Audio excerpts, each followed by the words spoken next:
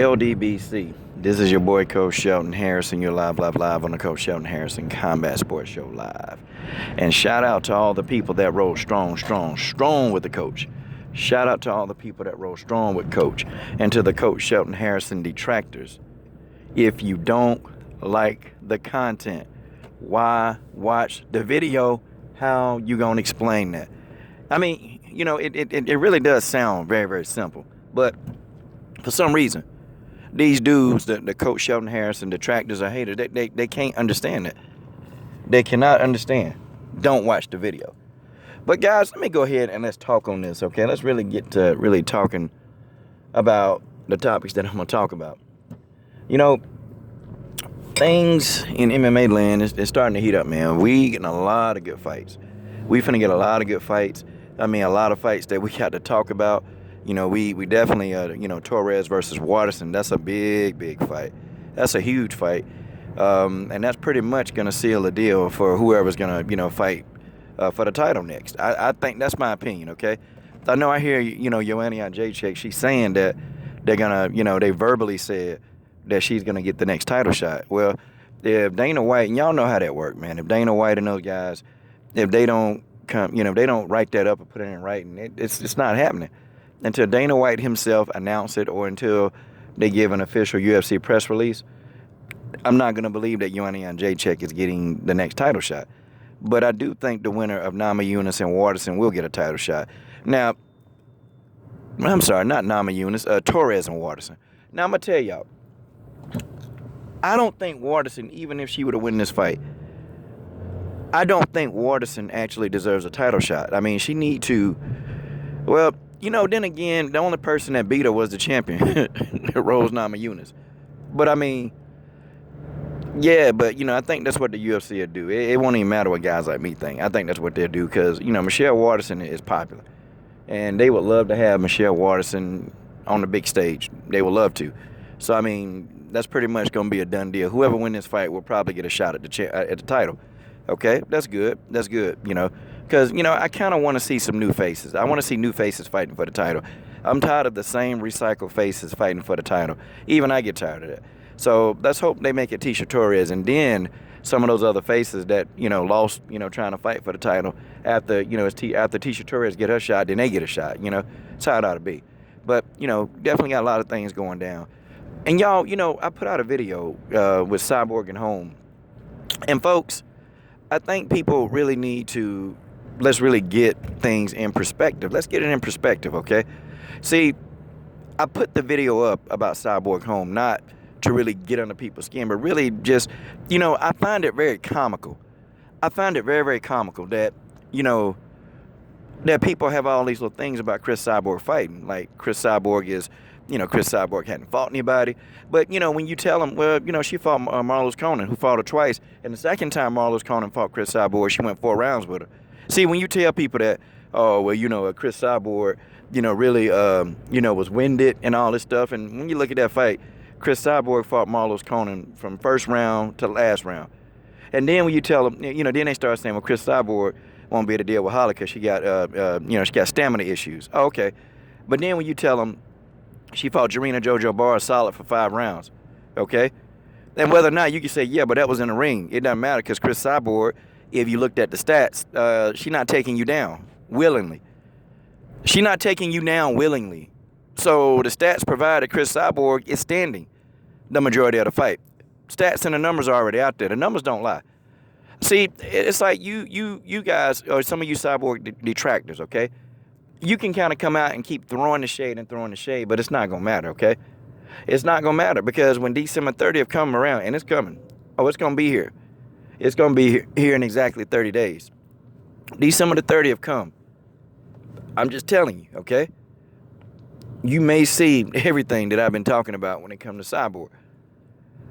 Because the numbers don't lie. I mean, I was kind of floored. I was floored because I actually thought Holly Holm got hit less than Chris Cyborg, but no, that's not the case. That's not the case. Okay? But we kind of knew that Chris Cyborg would throw more punches. Everybody knew that. So we wasn't really shocked by that. Okay? Punches per minute. I wasn't shocked by that one.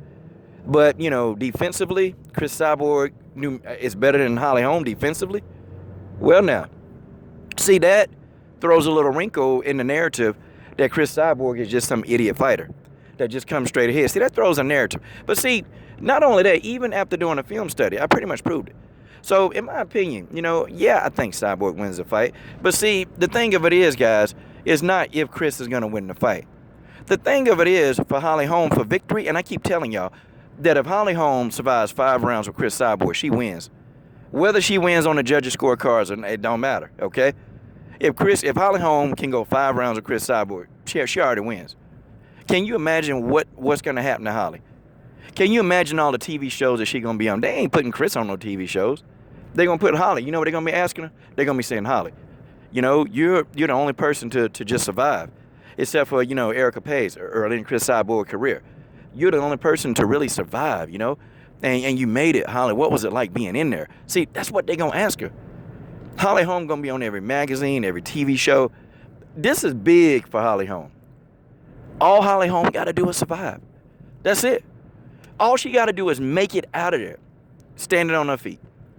If she do that, Holly Holm, either if she chooses to retire, she going to go out. And I'm talking about she going to go out with a bang. And then you never know. They may even try to set it up for a rematch. They may even try to set it up for a rematch and pay Holly Holm even more money. So see, financially, it's in Holly Holm's best interest to try to survive. Because going for a knockout, I don't know. I mean, yeah, it's possible, but it's highly unlikely. It really is highly unlikely, okay?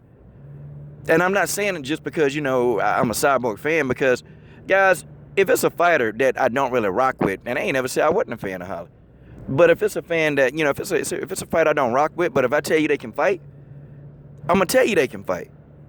I'm going to tell you that they can put them hands down. I'm going to tell you that they know how to fight. But see, this other thing right here, this fight really, the odds are just so skewed.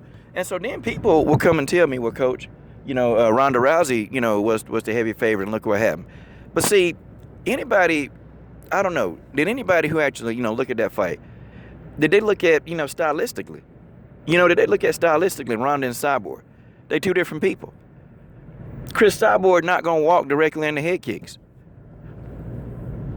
Chris Cyborg is not going to walk directly into a head kick. She ain't going to do it. And Chris Cyborg know how to box. And it's just, it really baffles me at times, man. Like, well, Chris Cyborg, Holly got a boxing background. Chris Cyborg know how to box. Like, it's some of the things are really crazy. Now, if it were a pure matchup of just, like hand versus hand, a boxing match, Holly Holm, you can use the tricks in boxing. You can clinch because you don't have to worry about Chris Cyborg trying to take you down. It's not a Muay Thai kickboxing match, Muay Thai, because you don't have to worry about Chris Cyborg tripping you. See, in a boxing match is going to be a little bit more favorable for Holly Holm because you can pinpoint it and you can outstrike somebody. You can outpoint somebody. In the octagon, that's going to be hard to do. I mean, it's hard being an outfighter in the octagon. That's tough because you got the other components of MMA. It's going to be darn near impossible. And then, I hear people saying, well, Chris Cyborg is very slow. Really? What? Okay. I don't know what Chris Cyborg they're looking at. I don't know what Chris Cyborg they're looking at. And it's like every time they say something, that there's always something, online that just shows you, like, the latter. But, I mean, it is what it is, man. I think Holly should be thinking about surviving. Keeping Cyborg at bay, Holly wins. She wins. She wins. And look, if Holly can make it into the 5th round, she wins. She wins. That's all. Like, and I think maybe, do y'all think maybe that Camp Winklejohn, maybe Mike, they understand this? Maybe they really understand this. Maybe they understand to a point. And maybe we just not seeing it. And well, that's just the way that is. This is your boy, Coach Shelton Harrison. Shout out to everybody that's rolling strong with the coach. I'm done. Subscribe.